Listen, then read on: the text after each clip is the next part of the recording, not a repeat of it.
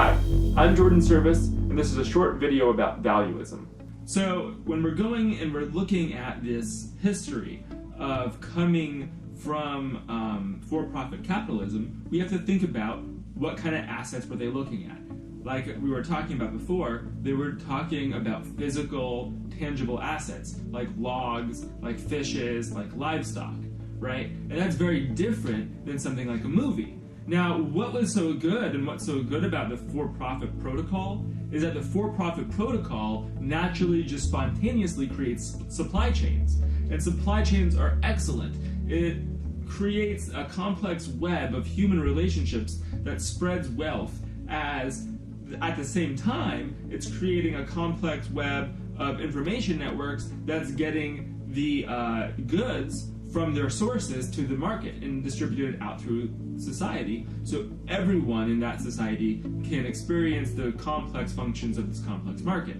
So you really need a for-profit mechanism to create a supply chain. But at the same time, a fish is a unique type of asset, and a movie is a totally other type of asset. So it makes sense as we're looking at advanced economic assets like a movie that we're going to get into some weird pricing issues if we're going to price a movie with the same sort of principles that we price a fish with.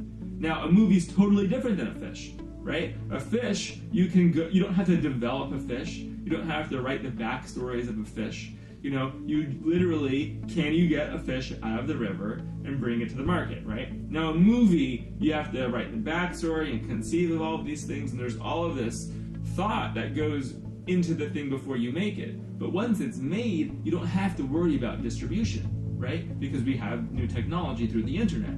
Now, the issue is if we're using the old protocol, right, the for-profit protocol on a movie, we get this ridiculous sort of slowed down distribution network because they're trying to use old protocols on new assets. So when we're looking at a movie, what's essential to understand is we don't need the supply chain, right? Because we already have distribution through a digital asset distribution channel. And so with physical assets, what was so good about the for-profit motivation was it created this spontaneous supply chain. But with digital assets, we no longer need a supply chain. And so we're stuck in this arbitrary system where we have the technology in physics to get rid of and change old physical supply chains, but we don't have the mental and economic theory to incentivize new platforms using that same old economic principle.